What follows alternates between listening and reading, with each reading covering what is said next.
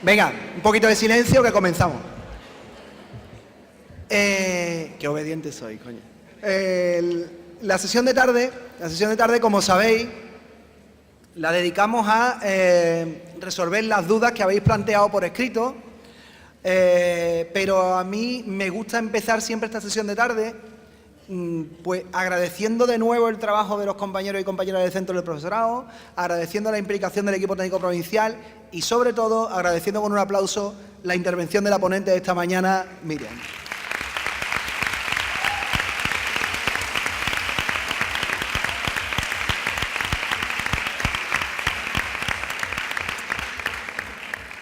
Y dicho esto, sí me gustaría hacer un apunte importante. ¿Qué hora es? ¿Hace quién? Son menos 25 pasadas, son las 16:35. Llevamos justamente 5 minutos en el futuro. Que lo sepan porque hoy se cumple el día que programó en la peli de Regreso al Futuro. Era hoy, 21 de octubre de 2015, a las 4:30, con lo cual sepan ustedes que estamos viviendo el futuro en este preciso momento, así que siéntanse unos privilegiados.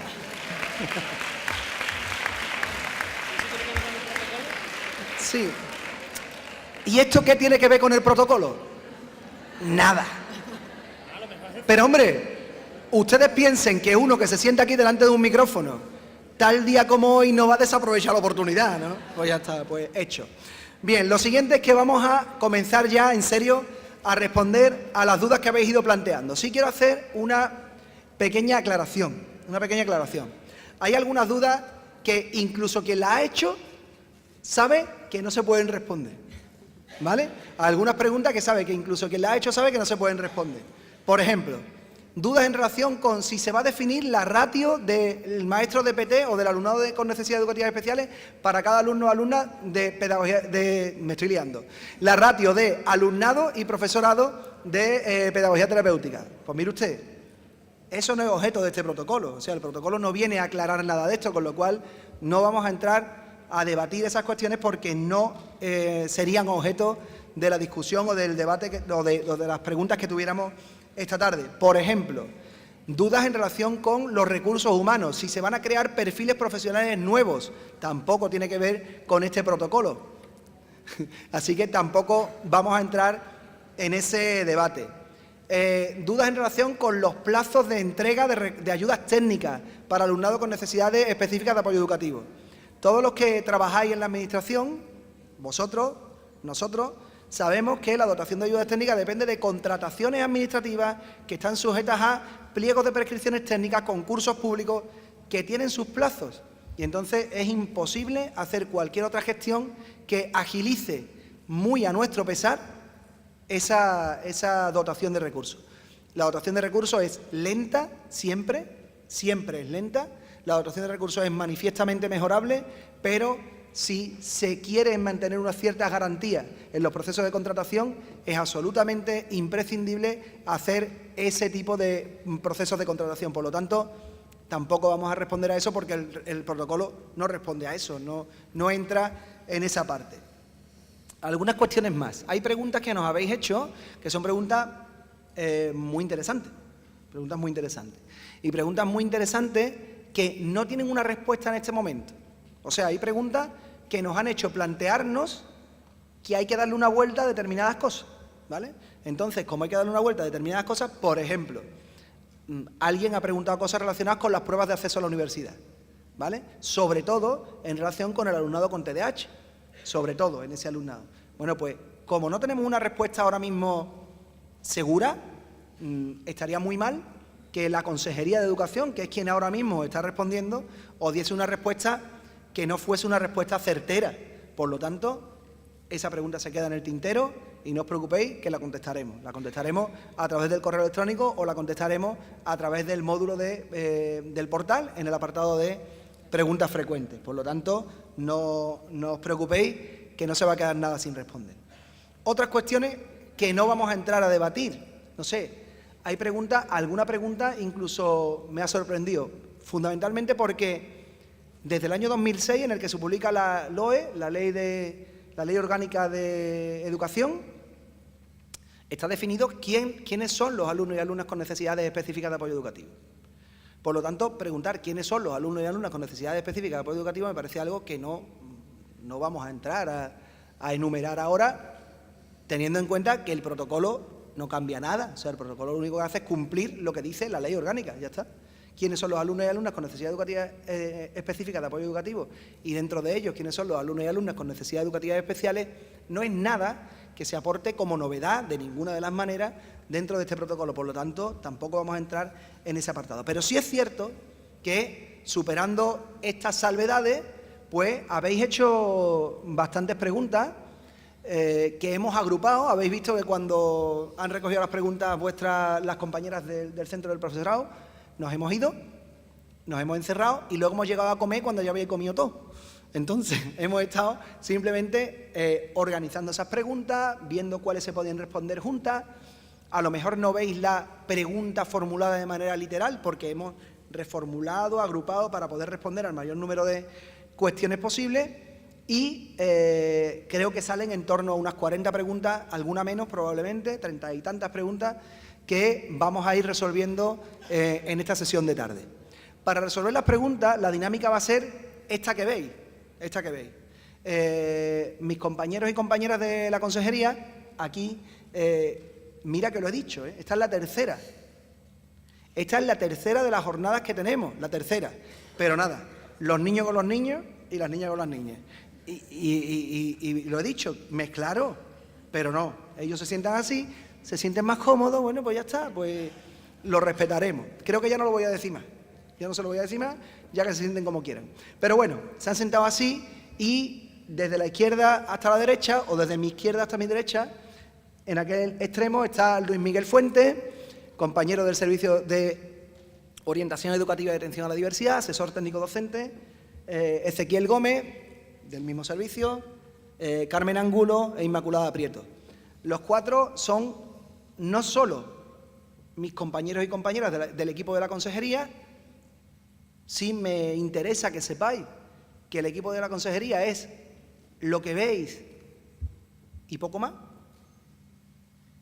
O sea, eso de, no, en la consejería tendrá que haber mucha gente.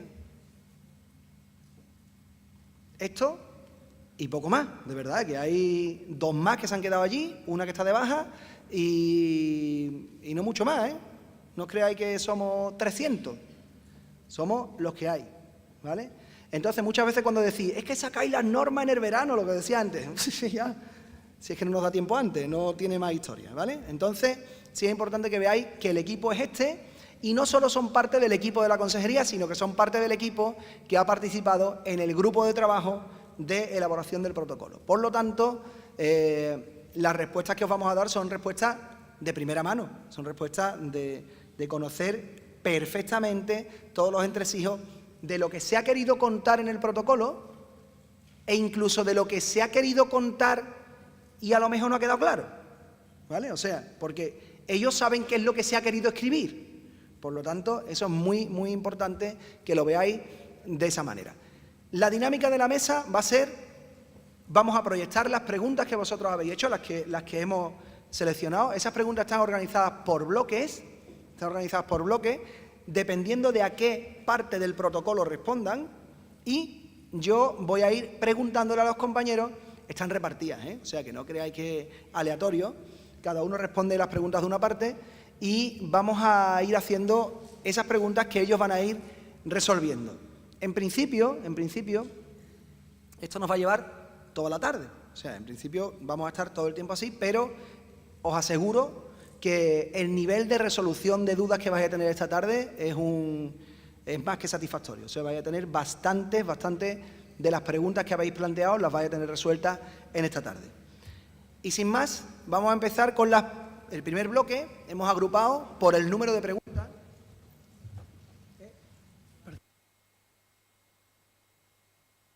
Ahora.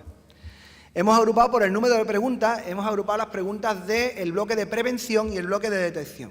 Estas preguntas las va a responder Ezequiel Gómez y la primera sería, Intervenciones de especialistas en el primer ciclo de educación infantil. ¿Existen las necesidades específicas de apoyo educativo en este periodo? Hola, buenas tardes. Bueno, responder a esta pregunta podría ser muy rápido. No y no. Sin embargo, creo que es necesario que hagamos una justificación más amplia del por qué no a ambas preguntas. En el primer ciclo, nosotros nos fundamentamos en el concepto actual de atención temprana. Y ese concepto actual de atención temprana habla de niños y niñas con trastornos en el desarrollo o riesgo de padecerlo. Para la identificación de ese trastorno en el desarrollo o el riesgo de padecerlo, se establecen unos signos de alerta o unos factores de riesgo.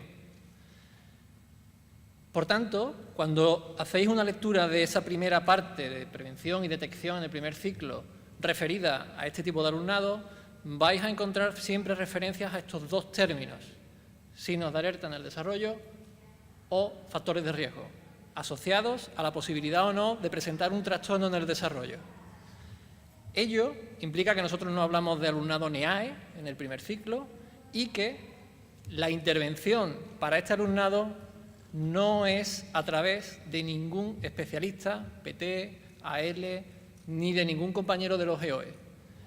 El único perfil profesional que actualmente interviene en el primer ciclo de educación infantil por parte de la Consejería de Educación es el orientador especialista o orientadora en atención temprana, que se integra dentro del EOE especializado de cada provincia.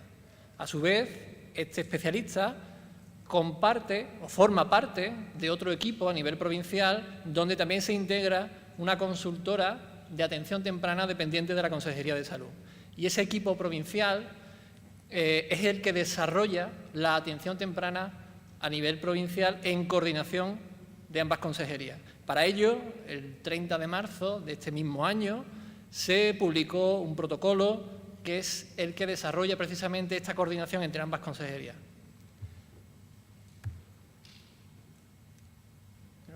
¿Vale? Siguiente pregunta, que son, como veis, varias. ¿Tenemos la obligación de dar respuesta a las demandas de entidades o personas externas al centro? ¿Se debe iniciar un proceso de evaluación psicopedagógica ante la petición de los servicios de salud? ¿Cómo se devuelve la información? Bueno, estas son muchas preguntas. Perdón. Decía que estos son varias preguntas con temas muy mezclados y exige que vayamos por partes. Respecto a la primera, cuando se nos plantea si tenemos la obligación de dar respuesta o no a entidades o personas externas al centro, yo quiero hacer alusión a la filosofía que defiende y que creemos que plasma el protocolo. Es decir, nuestros alumnos, los que se escolarizan en nuestros centros, en nuestras aulas, son alumnos a los que nosotros atendemos desde un punto de vista de intervención educativa. Sin embargo, esos mismos alumnos y alumnas también pueden ser objeto de tratamientos externos, ya sea por administraciones públicas o ya sea por entidades privadas. Nosotros, como profesionales de la educación, no podemos quedar al margen de qué tratamientos o qué atenciones están recibiendo estos alumnos fuera de nuestro contexto educativo.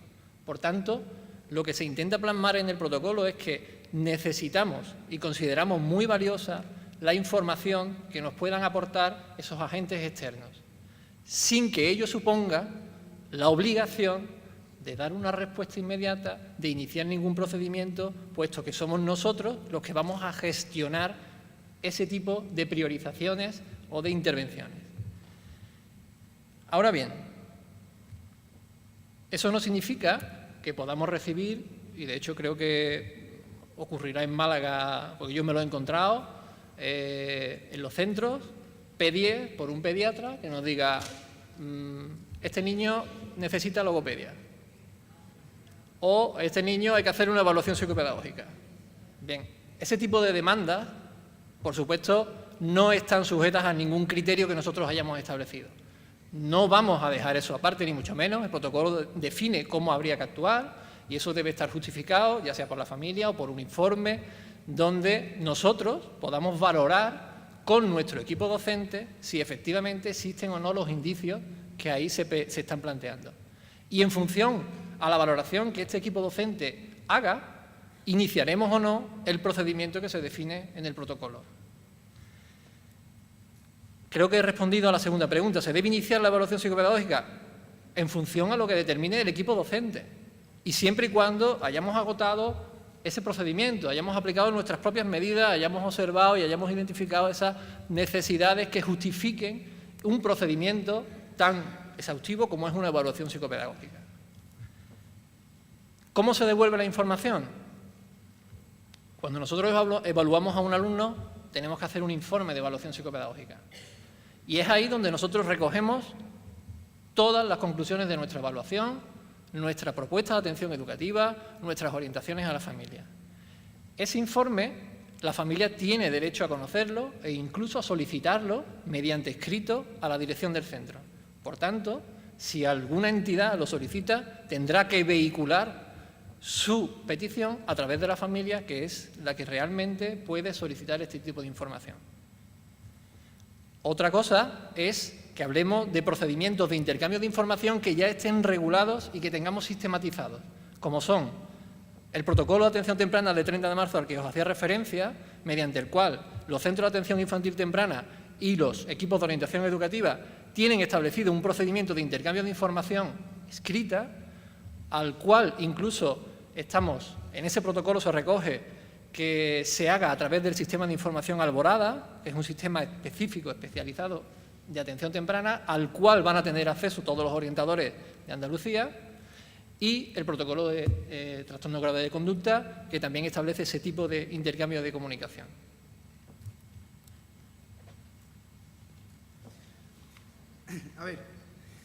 A ver, eso. ¿Quién y cuándo decide que las medidas no han dado resultado y hay que evaluar? ¿Cómo controlar su aplicación?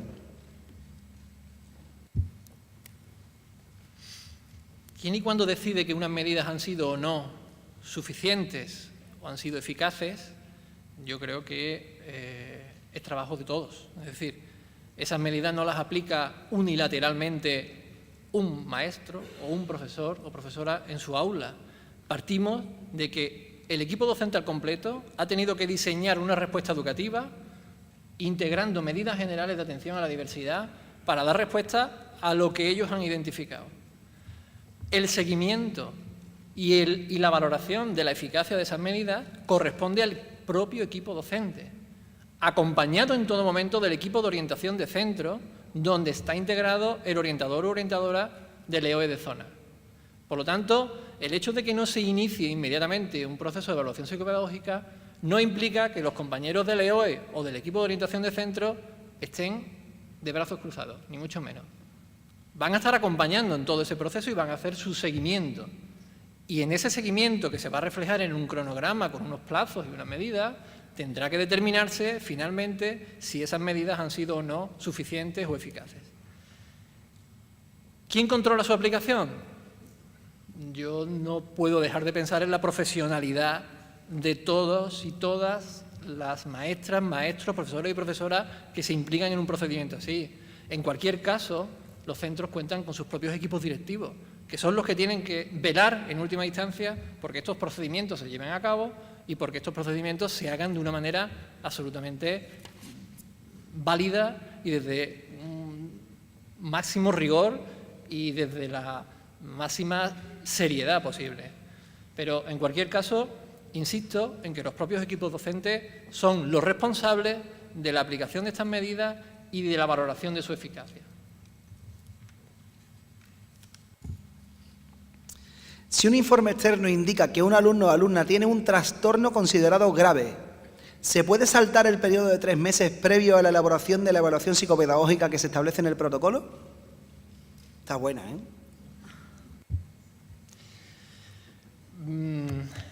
Cuando nos plantean esta pregunta, a mí me surge otra pregunta, y es, un alumno que yo tengo en mi aula, al que veo de lunes a viernes, durante muchas horas, yo no voy a ver un trastorno grave antes de que me lo diga por escrito un médico o un especialista. para mi punto de vista es inconcebible. O sea, yo después del padre y la madre probablemente sea el que más tiempo pase con ese niño. Por lo tanto, me resulta difícil entender esta situación desde ese planteamiento. Es decir, un alumno con un informe que avale que presenta un trastorno grave, no entiendo cómo en un aula no se ha podido ver. Cuando hablamos de trastornos graves, ¿eh? No estoy hablando de otras circunstancias que pueden pasar más o menos desapercibidas. En cualquier caso, nosotros recogemos en el protocolo que todos los informes que se han aportado por la familia son informes que vamos a tener en cuenta y que, por supuesto, vamos a valorar en el equipo docente y vamos a poner en conocimiento del equipo directivo y va a quedar registrado en el propio centro. Y ese equipo docente, si no ha detectado previamente ningún indicio, va a valorar la necesidad o no de iniciar el procedimiento que definimos. Pero también recogemos excepciones. Es decir, si hay un agravamiento durante ese proceso de aplicación de medidas previas o resultan evidentes las necesidades específicas de apoyo educativo, el protocolo establece que no hay que agotar ese periodo de 3 meses. Se puede iniciar el procedimiento inmediatamente.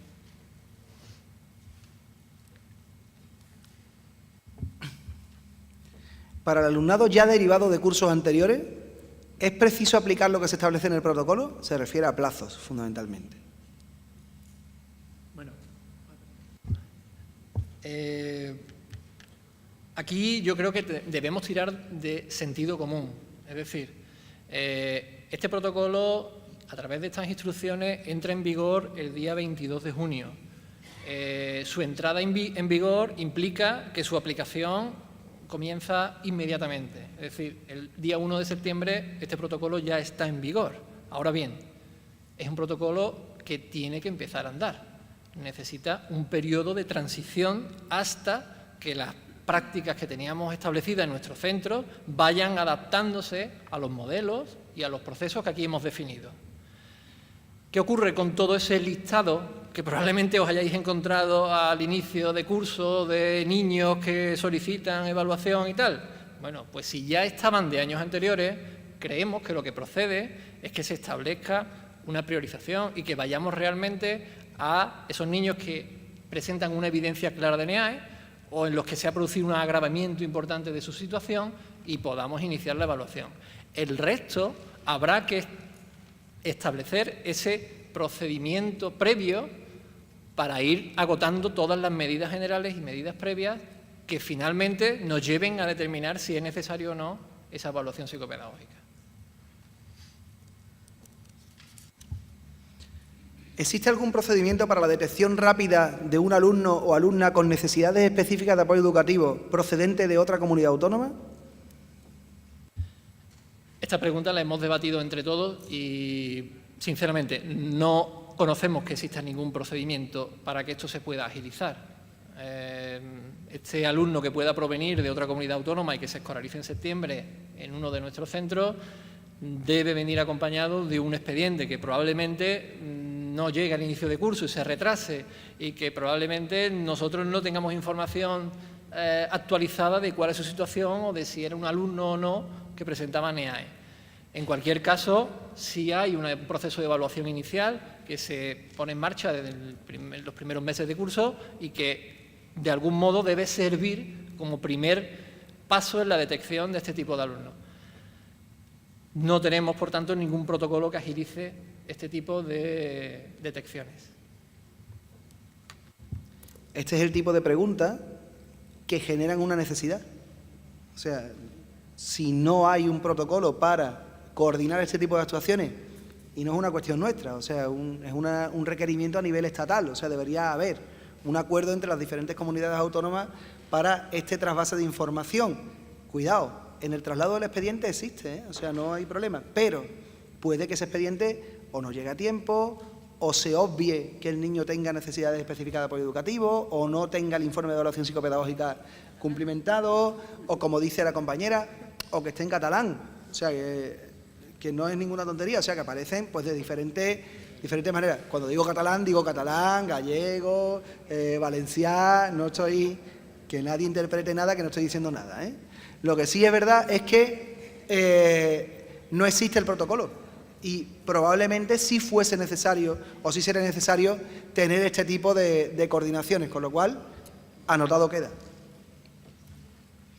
Bueno, pues hemos finalizado el bloque de prevención y detección. El siguiente bloque lo va a responder Carmen Angulo, y son preguntas del bloque de identificación, todo lo que tiene que ver con la parte de evaluación psicopedagógica, los momentos previos, los momentos posteriores y todo el proceso de la evaluación.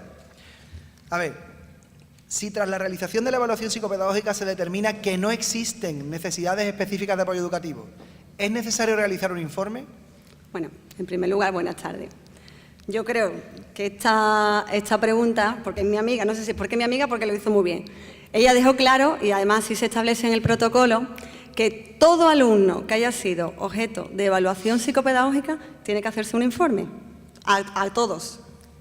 Ahora bien, yo entiendo que la pregunta lo que conlleva es ¿por qué, con todo el trabajo que tenemos, a un alumno que no presenta NEAE tenemos que hacerle un informe por escrito y además con un modelo que es complejo? ¿Por qué no ponemos un modelo más facilito? ¿No? Entiendo yo que esta es la pregunta, porque en el protocolo queda claro que todo alumno hay que hacerle un informe. Vale.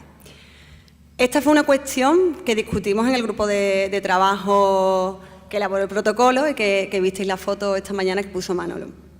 En relación a esto, pensamos que si se había hecho un proceso de evaluación psicopedagógica, que es un proceso complejo que conocéis, era necesario que esa información y todo ese proceso y los resultados obtenidos quedasen por escrito, porque además eso da constancia, rigurosidad a nuestro trabajo, porque lo demás queda en el terreno de las palabras. Eso por un lado. Además, de esta forma, al hacerlo por escrito, estamos evitando, por ejemplo, nuevas valoraciones al curso siguiente cuando cambia el orientador de referencia. Además, tenemos información por escrito de lo que se ha hecho con el niño, de las medidas ordinarias que se han aplicado. Como he dicho, da rigurosidad a nuestro trabajo. Porque es el mismo modelo. Porque es el mismo modelo, la única diferencia es que en el apartado, como también muy bien ha dicho mi amiga, de identificación de las NEAES se pone no presenta. ¿Por qué? El proceso de evaluación psicopedagógica que realizamos es el mismo para un alumnado que presenta NEAE que no presenta NEAE. ¿Qué hemos hecho? Hemos obtenido información de datos personales del alumno, niveles de desarrollo, del contexto escolar, del contexto familiar, con lo cual ya tenemos cumplimentado todo el apartado de los informes que hacen referencia a estos aspectos. El apartado de identificación de las NEAE, como hemos dicho, se pone no presenta y quedaría la parte más importante, entiendo yo, y además que esto es una novedad en la que queremos incidir con respecto al informe, el tema de la propuesta educativa. Si somos rigurosos con los pasos del protocolo, un niño que ha sido objeto de evaluación psicopedagógica, es un niño al que durante un tiempo se le han aplicado medidas ordinarias y que no han tenido resultado. Con lo cual, aunque no sea NEAE, algo le pasa, ¿no? Porque no está obteniendo los resultados esperados. Con lo cual yo creo que nosotros como profesionales debemos darle una respuesta a nuestros compañeros de cómo organizar la respuesta educativa y la atención a ese niño que mejore su rendimiento o por lo menos su desarrollo. Entonces, el modelo ya se ha quedado cumplimentado, igual si se presenta NEAE que si no presentase NEAE. ¿Y por qué se hace en Séneca? Porque, digamos que actualmente es el archivo donde hay que tener la información altamente sensible, como es el informe psicopedagógico, y así decide nuestra administración educativa. Y además, por lo que he comentado anteriormente, que nos permite hacer consultas de ese alumno, de lo que se está haciendo, de lo que no está haciendo, y en el tema de, por ejemplo, de si hay un cambio de orientador, llega un orientador nuevo y puede en el acto saber si ese niño ha sido objeto o no de evaluación psicopedagógica.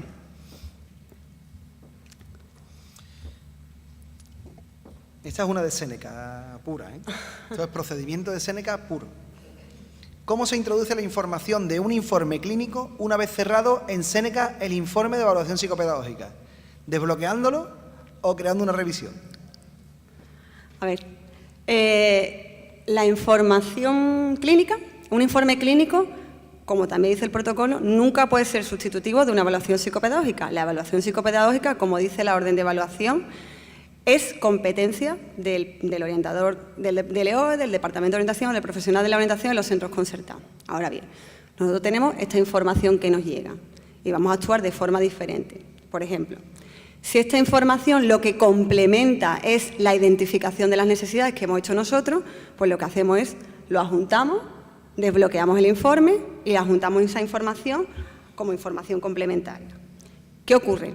Imaginaros que hay una variación en la identificación de las necesidades y así lo consideramos nosotros, no porque nos lo dice en salud, sino porque también nosotros hemos comprobado que ha habido un cambio o una modificación en la identificación de necesidades de este alumno. Entonces, en este caso, se procedería a creando una revisión del informe. Entonces, sería, dependiendo de la información con la que tengamos, se va a actuar o desbloqueando o creando revisión. No sé si ha quedado claro. Si la familia se niega a que se le realice la evaluación psicopedagógica a un alumno o alumna detectado como alumnado con indicios de necesidades específicas de apoyo educativo, ¿se continúa el proceso? ¿Se aplican las medidas establecidas en la propuesta de atención educativa? Las familias tienen derecho a ser informadas del proceso educativo de sus hijos. Y eso lo dice la orden que regula las medidas de promoción de la convivencia, el protocolo de maltrato, de acoso, que es muy largo, no me sé el nombre. Pero dice, tienen derecho a ser informados, como también ha dicho bien Miriam. Este aspecto, además, también lo apoya el artículo 5 de la Ley de Protección de Datos, que dice que cuando se recaba información de carácter personal, como es en el caso de la evaluación psicopedagógica, los afectados tienen derecho a ser informados, pero tampoco habla de consentimiento. ¿Por qué? Porque la evaluación psicopedagógica y la organización de la respuesta educativa, llámese, por ejemplo, y aprovecho y contesto el tema también de las medidas, la elaboración de una adaptación curricular y la consecuencia de trabajar con el PT dentro o fuera del aula, son potestades que tiene la Administración para garantizar el derecho a una escolarización. Y en este caso son funciones propias de la Administración, con lo cual no tienen que pedir en ningún momento el consentimiento de los afectados. Ahora bien, una vez que se le informa, sí pueden manifestarnos su negatividad. Pues nosotros dejamos constancia de que se niega, pero en cualquier caso, pues continuamos con el procedimiento. Solo, me voy a aventurar, cuando tiene un carácter obstruccionista la escolarización, esto quiere decir que no lleva al niño al centro para que no se le realice la evaluación psicopedagógica, es en el momento donde nosotros decidimos si establecer los recogidos en la orden anteriormente señalada que regula los procedimientos en caso de detección de maltrato leve, que sería en este caso. Pero yo siempre, de verdad, además, apelo a vosotros que dediquéis tiempo, esfuerzo, y también lo decía Miriam, empatía con la familia, a explicarle de verdad, que yo creo que este tiempo que estamos dedicando es muy importante, a explicarle que la evaluación psicopedagógica no se hace con una intención de etiquetarlo, de perjudicarlo, sino todo lo contrario, se trata de ver qué es lo que le está pasando a su hijo y para eso articular la mejor respuesta educativa que tenemos.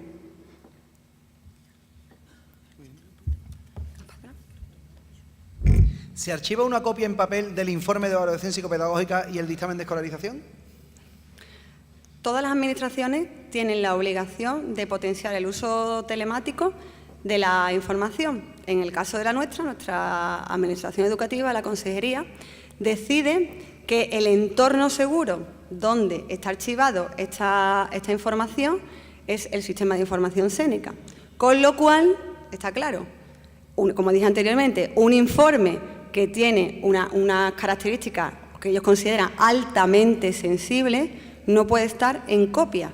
Tiene que estar archivado porque es el medio que se ha decidido para que esté guardado y archivado, custodiado el informe. Con lo cual, ¿hay que sacar copia en papel? No. Dicho esto, más, cuando hacemos esta consulta, a los que saben yo me sé el artículo 5 de la Ley de Protección de Datos porque me lo han dicho mis compañeros de la Consejería, no porque yo sepa la Ley de Protección de Datos.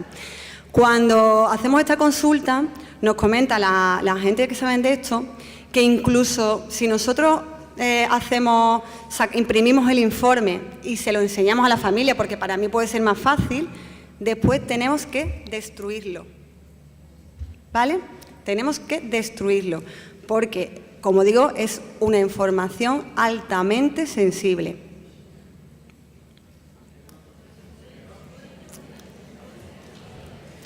Continuamos. Si queréis, Después, al final hacemos la... Si no nos da tiempo, después la hablamos tú y yo, ¿vale? Y si no, nosotros Sí. que seguimos aquí, vamos, que después podéis preguntar más cosas, ¿vale? Esta pregunta está muy relacionada con la anterior. Yo creo que la complementa. Las hojas de respuesta, cuestionarios, etcétera, que se hayan utilizado para la realización de la evaluación psicopedagógica, ¿se dejarán en el centro? ¿Se archivarán en la sede de LEOE en formato papel? La hoja de respuesta, los cuestionarios, las anotaciones que hemos hecho cuando hemos realizado el proceso de evaluación psicopedagógica, ¿rebota mucho? No te acerques. Se consideran instrumentos de trabajo que el orientador o la orientadora utiliza para elaborar el informe, con lo cual no es necesario adjuntarla y subirla al informe.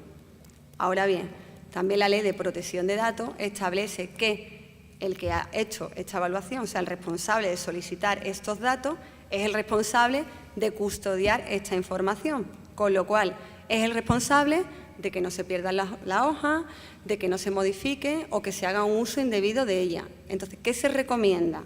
Pues nosotros recomendamos que esta hoja de respuesta, estos cuestionarios, se queden en la sede de LEOE o del Departamento de Orientación, pero bajo llave. Bajo llave. Y que además se haga un registro, porque así nos lo han dicho cuando hemos hecho esta consulta en la consejería, que se haga un registro cuando se vaya a consultar esta información, quién la consulta y el motivo por el que se consulta. De verdad insisto que esta es una información altamente sensible y que tenemos que ser rigurosos con los procedimientos. Que no es un capricho, vamos. O sea, es sencillamente porque luego llegan recursos de alzada, recursos de reposición, denuncias por no sé qué. Y lo más importante en este caso es haber hecho cada uno de los pasos de forma correcta.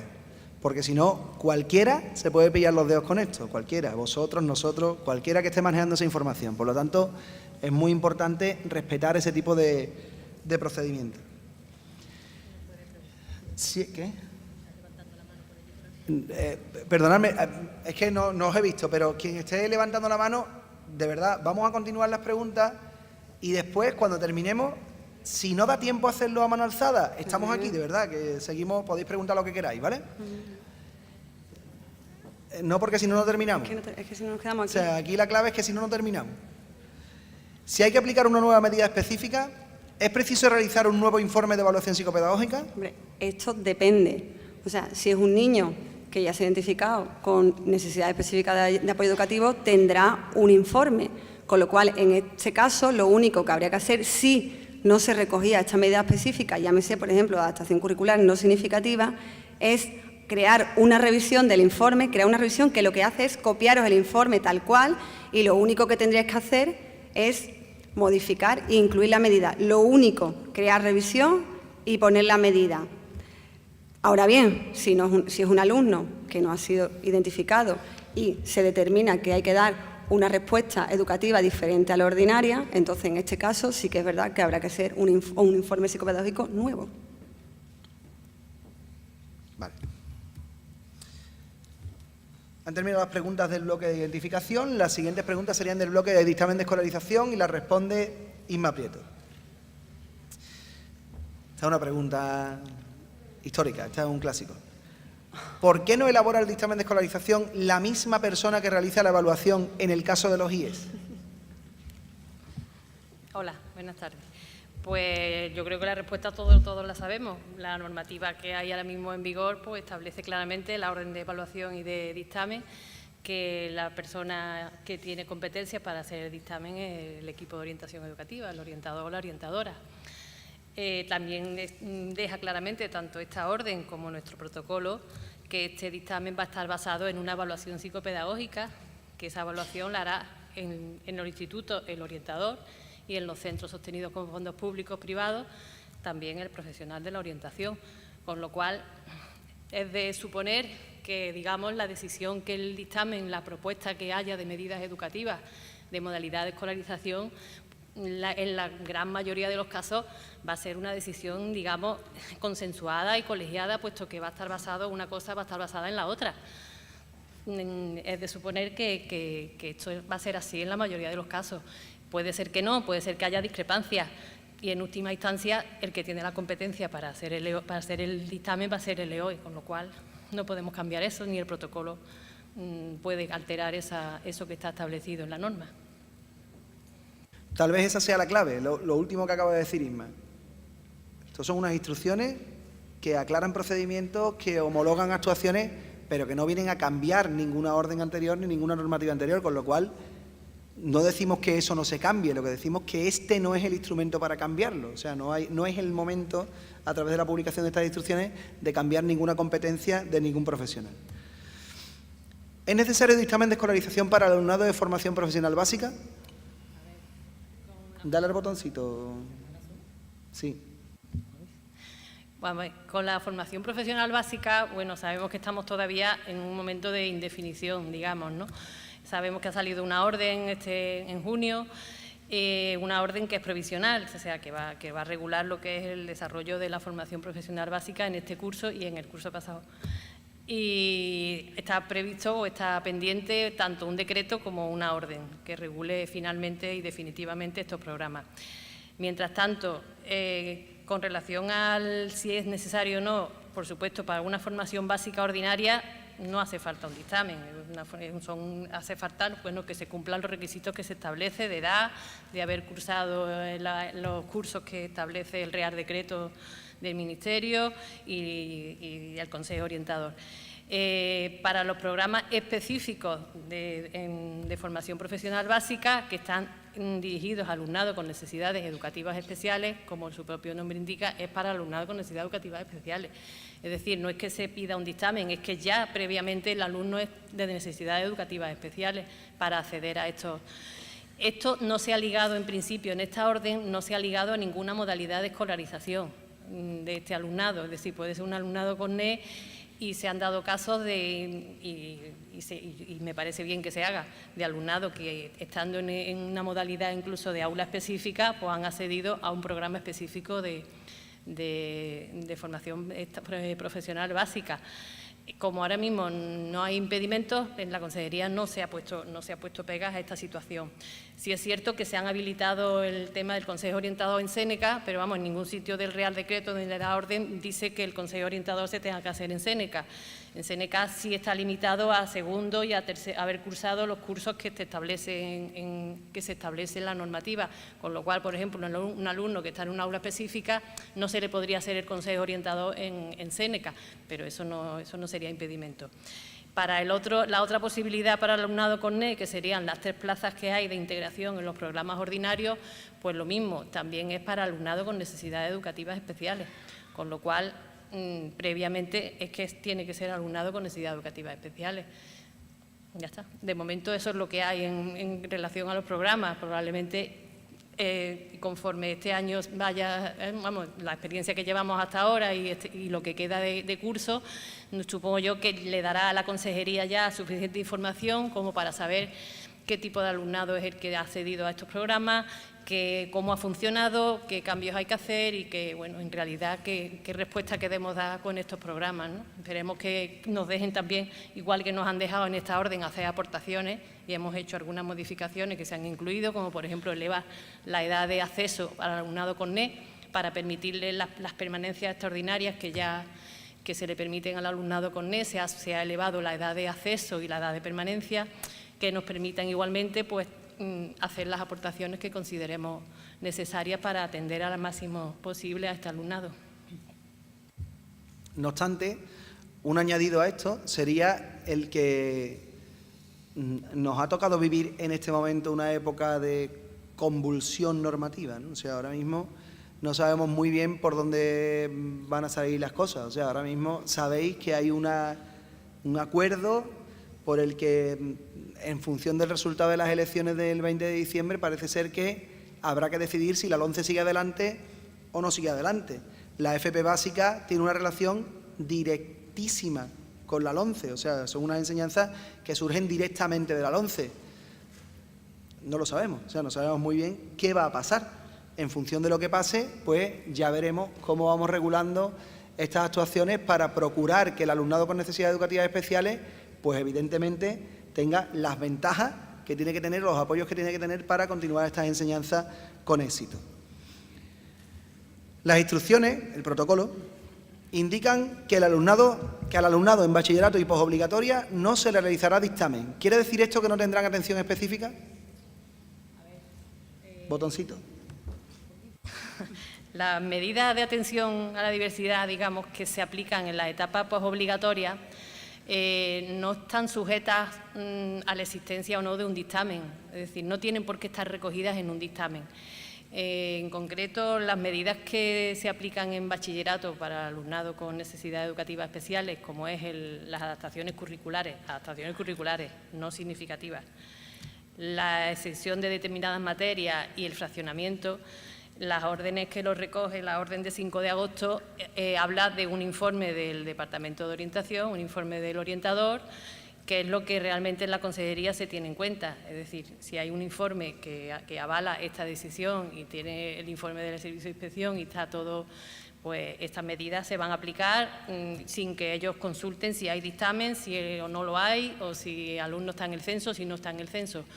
Es de suponer que si a un alumno se le va a aplicar estas medidas, ese alumno ese alumno debe de estar y debe tener un dictamen de las etapas anteriores, ya de las etapas obligatorias, y debe estar en el censo.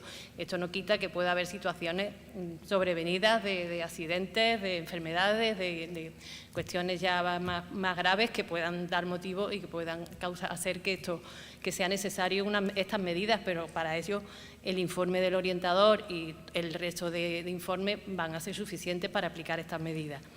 En cuanto a la formación profesional, pues lo mismo, tampoco las medidas que ya a partir de la formación profesional y del resto de las enseñanzas posobligatorias, digamos, empieza a hablarse ya de discapacidad, ya no se habla de necesidades educativas especiales. Entonces, al hablar de discapacidad, estamos hablando ya también de adaptaciones de acceso al currículo, de adaptaciones de acceso no vamos a permitir, ahí ya no se admiten adaptaciones curriculares, puesto que estamos hablando ya de competencias profesionales, ¿no? Y de títulos que tienen que acreditar una competencia profesional. Entonces, son medidas de acceso al currículum que en ningún momento tienen que estar recogidas en un dictamen tampoco, ni existen modalidades de escolarización, ni van a existir medidas educativas específicas, ni van a existir personal de apoyo o profesional especializado como puede existir en otras etapas educativas, con lo cual puede haber necesidad de recursos o de ayudas técnicas, puede haber necesidad de un intérprete de lengua de signos. En esos casos hay un equipo especializado que, haciendo el correspondiente informe, pues van a tener la ayuda o el recurso personal, en este caso, por ejemplo, el intérprete, lo van a tener sin necesidad de que haya un dictamen, ni que se recoja en un censo, ni nada de eso. Que probablemente ese alumnado ya previamente haya estado y esté en el censo, pero si no, no es necesario. Por eso hemos optado en el protocolo por poner ya que a partir de las etapas posobligatorias no es necesario realizar un dictamen para estos alumnos. Bueno, estas eran las preguntas del dictamen. Las siguientes preguntas están relacionadas con el EO especializado. La responde de nuevo Ezequiel. Aquel también habla, ¿eh? Lo que pasa es que le toca después, ¿vale? ¿Cuándo estará disponible en Seneca el informe del EO especializado? Si habéis leído, como estoy seguro de que así habéis hecho, el protocolo y habéis analizado un poco el peso que tiene cada una de las fases, cada uno de los apartados, habréis caído en la cuenta de que el apartado que se refiere a la participación del EO especializado es un apartado especialmente flojito. No entramos de lleno a analizar y a plantear determinadas cuestiones. El motivo no es un motivo de falta de tiempo o de falta de ganas, ni mucho menos. Es precisamente todo lo contrario. Entendíamos que la participación del EO especializado requiere, creo que Manolo ya lo adelantaba esta mañana en su intervención, requiere de un tratamiento mucho más exhaustivo.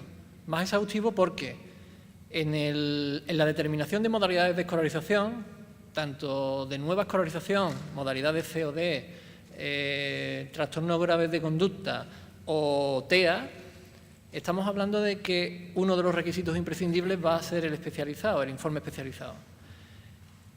Eso supone una carga adicional a los especialistas, porque tened en cuenta que ellos son 1 en algunas provincias, 2 en el mejor de los casos, y tienen un ámbito de actuación provincial, con lo cual es necesario que establezcamos unos procedimientos, unos plazos, un proceso de trabajo suficientemente ágil que permita que la intervención de estos especialistas llegue a tiempo y, de alguna manera, cumplamos con los requisitos que establece el protocolo.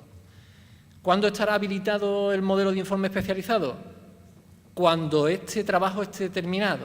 Es decir, nuestra intención es crear ya estamos planteando un poco las directrices fundamentales, cuando tengamos un grupo de trabajo donde estén representados todos los perfiles profesionales de un EO especializado, donde estén representadas todas las provincias y donde podamos empezar a planificar y a organizar este trabajo.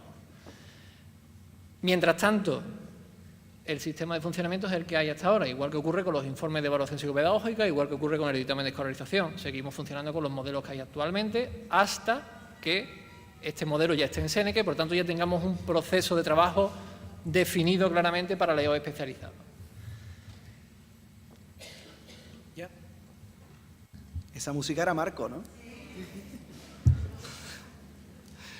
Bueno,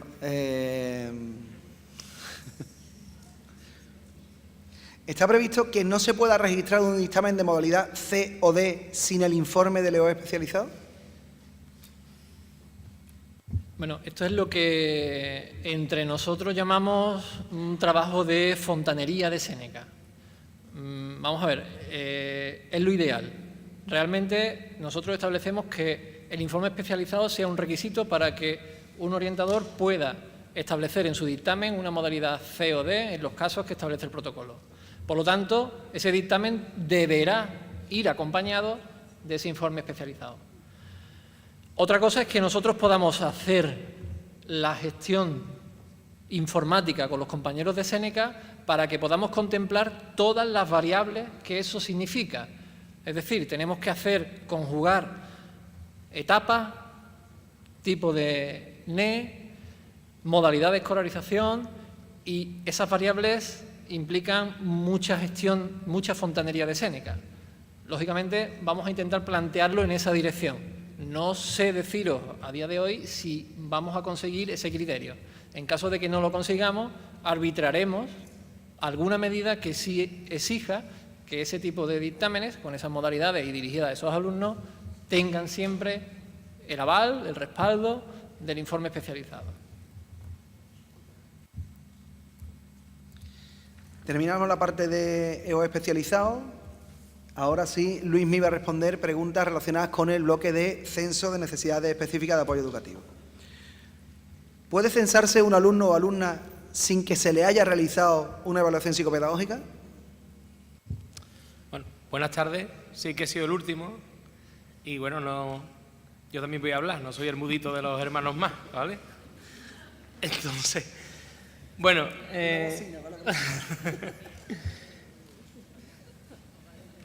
El censo del alumnado, a partir de la aplicación de las instrucciones del protocolo, va a estar vinculado directamente a la realización de informes psicopedagógicos. Sabéis que hay una relación ya muy directa que se establece a raíz de estas instrucciones, que es que el alumnado que presenta necesidades específicas de apoyo educativo, como hemos hablado antes, son objeto y tienen un informe psicopedagógico, evidentemente para identificar la categoría del censo a la que haya dado lugar esa evaluación psicopedagógica, esa identificación de necesidades específicas de apoyo educativo. El procedimiento de censar en Seneca va a solicitar la introducción de ese informe. De la misma manera que actualmente ocurre con el alumnado con necesidades educativas especiales, que para ser censado es requisito indispensable hacer referencia a un dictamen de escolarización. A día de hoy eso aún no está así. Es decir, para el alumnado de necesidades educativas especiales ya está habilitado de esa manera, pero para el alumnado de las otras categorías de necesidades específicas de apoyo educativo, que no son necesidades educativas especiales, no existe ese requisito.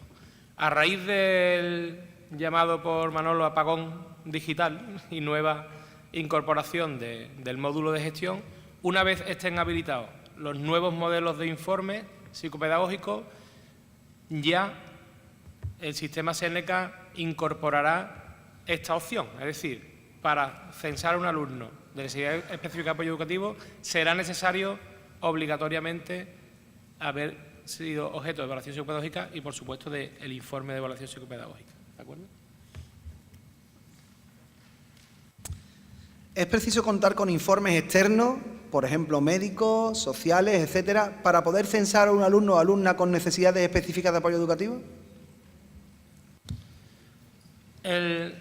Las instrucciones también intentan aclarar esta cuestión, ¿vale? Es decir,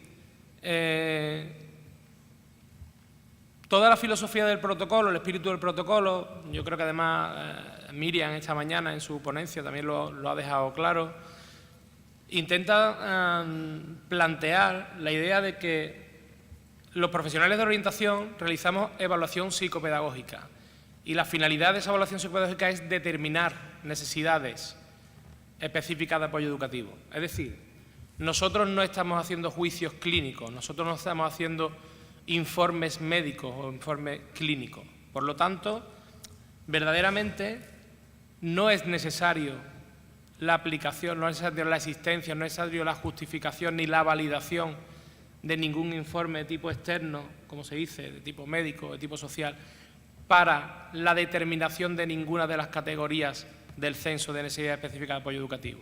Es decir, nosotros estamos haciendo evaluación psicopedagógica, estamos determinando necesidades específicas de apoyo educativo, estamos haciendo una propuesta de atención educativa.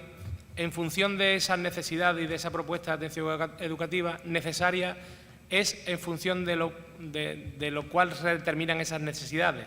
Por lo tanto, la relación directa que estamos estableciendo nosotros es desde el ámbito y desde el contexto educativo. Nosotros estamos planteando medidas educativas, recursos educativos generales, específicos, recursos generales, medidas específicas, recursos específicos y, sobre todo, ligadas a una categorización que es la circular del 10 de septiembre de 2012, que establece las categorías del censo en base a unos criterios ya establecidos y que son los criterios que desde hace varios años, no mucho, establece la Junta para determinar cuando un alumno reúne los criterios que establecen que esté en una categoría o en otra.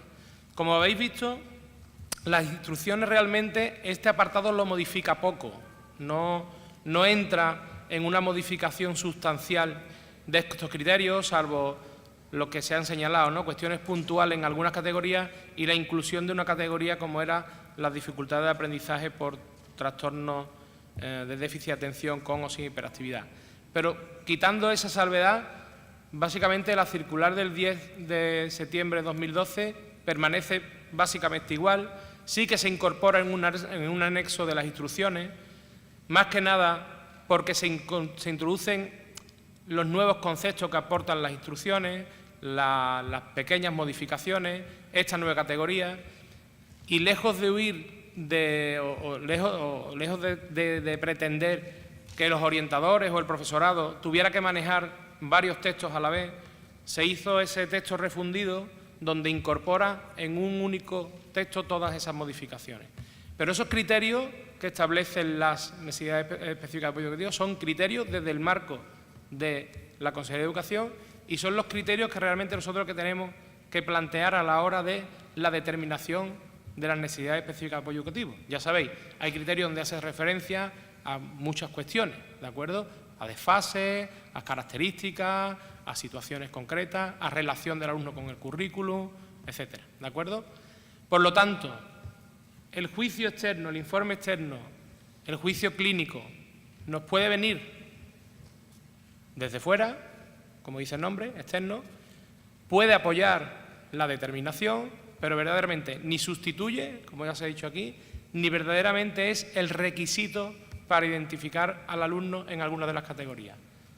Los requisitos lo marcan los propios criterios y, sobre todo, la determinación de necesidades y la propuesta de atención educativa, que, como habéis visto a lo largo del protocolo, es verdaderamente lo que establece el que estemos hablando de necesidades específicas de apoyo educativo, de necesidades educativas especiales, etcétera. Si no es necesario esperar un juicio clínico, ¿cómo se censa e interviene con el alumno o la alumna en caso necesario? Yo creo que más o menos está respondido, pero bueno, si quieres añadir algo. No, prácticamente yo creo que, siendo un visionario, sabía que iba a venir esta pregunta, entonces pues prácticamente me he extendido en ello, ¿no? Yo creo que no es necesario más aclaración en este sentido.